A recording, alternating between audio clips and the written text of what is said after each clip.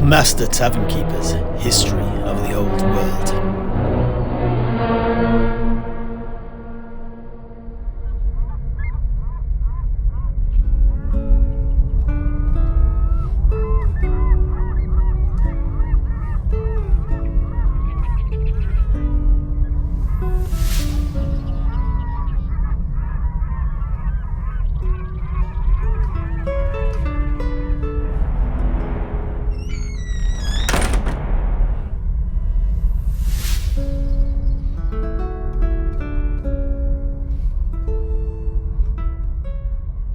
That's when her husband came in, brandishing a scythe no less.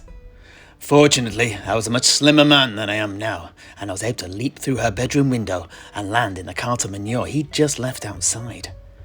Kismet, eh? That's the happiest I've been to be neck deep in the stuff, I can tell you.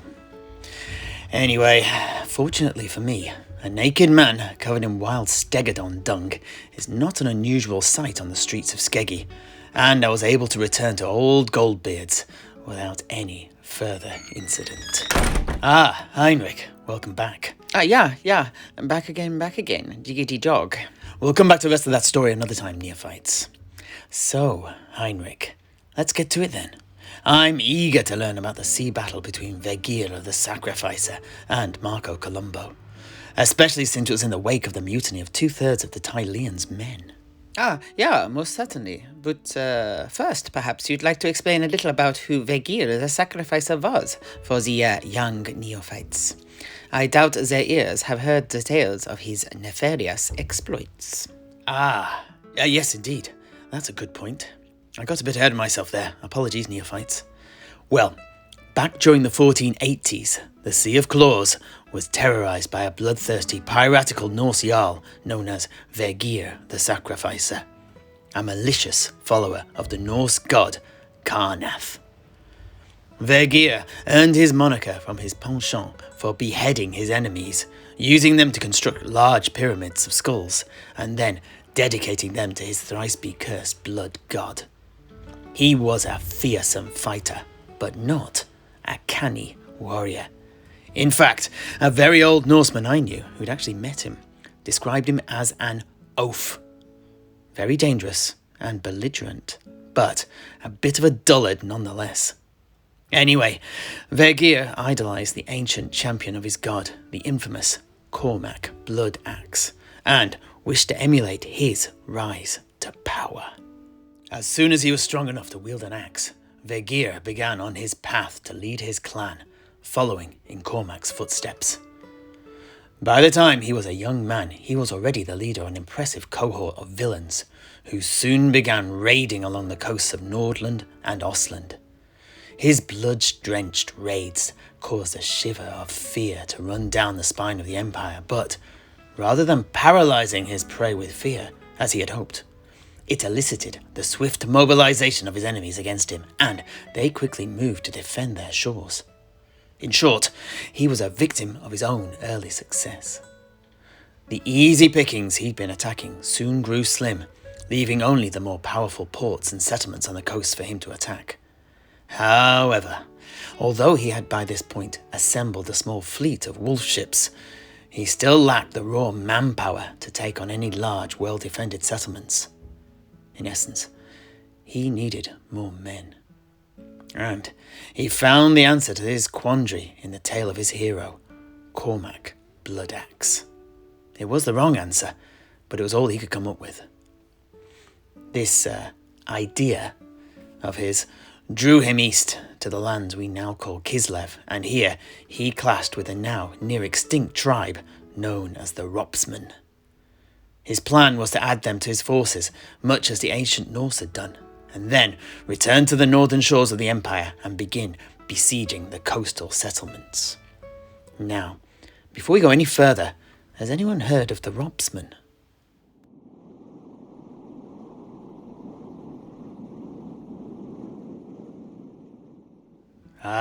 The sound of silence. And I'm seeing a lot of shaking heads. I guess that's a big no then. That needs to be remedied. Well, they were once one of the founding tribes of the Empire. However, They had been banished soon after it had been established, and left to wander the lands north of Kislev, that unforgiving, frigid region known as Troll Country, before they eventually drifted south again to take control of the eastern shores of the Sea of Claws. To understand why Vegir was so desperate to recruit the Roppsmenn to his banner, you will need to understand the tale of Cormac Bloodaxe and the role that the Roppsmenn played in that story. So, if you don't mind, Heinrich, I'm just going to take this opportunity to give a little background on them, as their tragic and bloody tale really explains why Vegir ended up making his near-fatal error of judgment. Yeah, by all means, Master Tavern Keeper. As ever, I am all ears. Thank you. Well, young neophytes, the Roppsmenn are no longer with us, perhaps apart from a few diehards out near the northern wastes. But, so as to not leave you adrift and rudderless, I will give your mind's eye something to behold and latch onto. Everyone, please, close your eyes and picture this. The old stories describe the Roppsmenn as a powerful clan of warriors. They wore patterned cloaks of green and red, and used to shave their heads, apart from 2 spots in front of their ears, from which they grew long braids. Their warriors were typically armoured in padded jerkins and chainmail, although the more elite wore iron hauberks and bronze helms. They are usually depicted as wielding either a scimitar or a double-edged sword in one hand and a wooden buckler in the other. Now, imagine a horde of these, screaming, blood-curdling war cries as they charge at you from across the frozen tundra. These are the Roppsmenn of which we speak. Right, you can open your eyes now. Now, I first encountered the stories of the Roppsmenn in the Norse sagas I heard on my old whaling ship, the Hvaldrepa. Mysteriously, they had been omitted from the imperial history books I studied in my youth. When you hear the grave wrong done to them, though, then perhaps you'll understand why. The Roppsmenn lived and fought against the old tribes of the Norsai, the ancient name for those we now call the Norse, as well as the other main tribe in the Reich Basin, the Eudocies. The old tale stated that, before the blossoming of the Empire of Men, the Norsai, too, became unified under the leadership of a single warrior king. 7 years before the start of the imperial calendar, the Norsai had suffered a horrendous defeat at the hands of the other human tribes that went on to constitute the nascent empire, and had been driven up north across the sea to the land we now call Norska.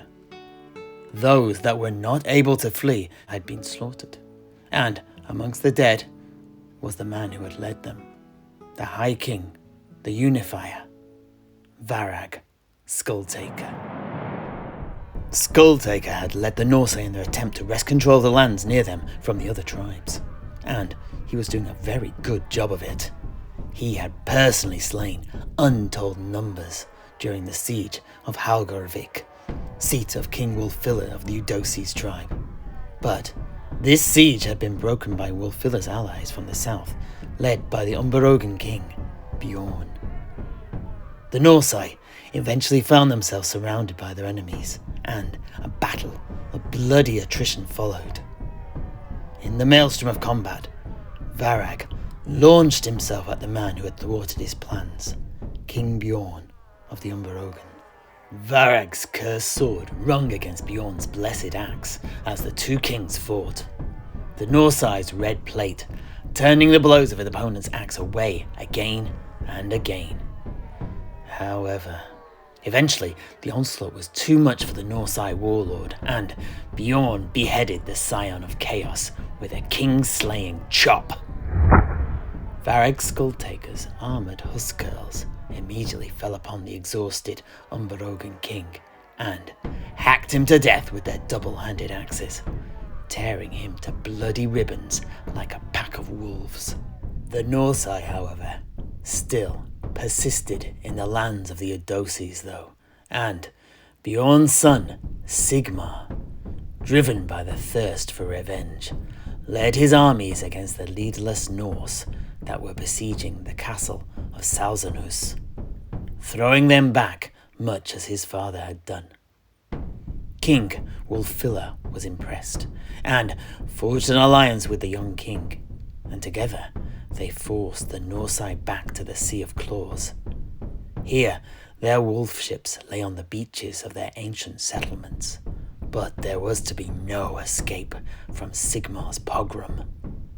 The Umbarogan war machines destroyed their boats, and the Norsai were trapped and slaughtered like wild animals caught in a forest fire, and their ancestral villages too were razed to the ground. However, a contingent did manage to escape, and they fled east up through the land we now call Kislev. Here they encountered the Ungolls, but were not waylaid by the horsemen. They then tore through the chaos wastes before finally settling in the land we now call Norska, bloodily subjugating the indigenous tribes of wild humans, feral beastmen, and nomads from the Kurgan tribes of the eastern steppe. Varag's son, Cormac Bloodaxe, the chieftain of the Iron Wolves clan and foremost champion of the Norse blood god, swore revenge, and he became fixated on the newly ascendant empire. In particular, the Umbarogans and their young king, Sigmar Heldenhammer, the man who had been at the fore of the slaughter of the Norsai as they retreated. Cormac's burning heart of hatred was like a beacon amongst the broken tribes of the Norsai. It drew many to him, and he amassed a massive horde. He clad himself in his father's red chaos plate, drew up his demonic burning axe, forged by his father's shaman, Cora Dason, and began his preparations to lead his people once more to war. Cormac, just like Vegir centuries later, began by taking to the seas on his kingship and led a Norsai armada of wolf ships on a series of vicious raids against the northern coast of the empire, primarily targeting the Roppsmenn, who were now living on the ancestral lands of the Norsai. They butchered whole communities and burnt their settlements to ashes. The Roppsmenn fought back, but could not stand against the numbers and sheer feral ferocity of the Norsai, and eventually capitulated. On the advice of Caro Dason, a man who had actually cancelled both his father and grandfather before him, Cormac did not simply put the entire people to the sword, though. Instead, they took their women and elderly and held them to ransom. With this, they were able to extract a season's worth of servitude from the menfolk of the Roppsmenn, and they were pressed into joining the Norsai horde. And so, in the 9th year of the imperial calendar, the Norsai and their new Roppsmenn allies began to ravage the settlements of the Adoses tribe, the direct ancestors of the rugged Ostlanders, by the way. Ah, yeah. No wonder the dark and dreary folk of Ostland are so untrusting. Honestly, it is easier to get blood from a stone troll than a smile from an Ostlander. Of course. Ostland lies just to the east of your birthplace of Nordland. Did you rub shoulders with many Ostlanders then? Yeah, they're a very stubborn lot, which is fine, but they take it to an extreme. They never back down, even if shown to be in the wrong. It is as if a flexible approach to life is a sign of weakness for them. And this extends to their well-known thriftiness as well. They take it to such a degree that they turn the virtue into a vice. You have probably heard the song The Stone Soup of Ostlund, yeah? Oh, indeed. The proud men of Ostland don't need your bread nor meat. They boil up stones to make their soup, and it's all they ever eat. Yeah, that's the one. Everyone jokes that Ostlanders do indeed live on stone soup, but to do so with but a single stone. Waste not, want not, as they say. Indeed, they are so loath to waste anything in any form that their homes are full of crates of rubbish. bits boxes, they call them. Because you just don't know when that broken knife might come in handy. Sowieso. Excuse my little rant. Please continue, Master Tavern Keeper. No, it's fine. But you're not wrong. Even when they were known as the Adoses, they were regarded as mulish. For example, when Sigmar called the tribes to arms at the Great Moot before the Battle of Blackfire Pass, it took him a whole 3 days of constant argument to convince Wulfilla, the chieftain of the Adoses, to join them. Yeah. The places, times, and names may change, but people always remain the same. Indeed. Our consistency is both one of our greatest strengths and one of our most exploitable weaknesses.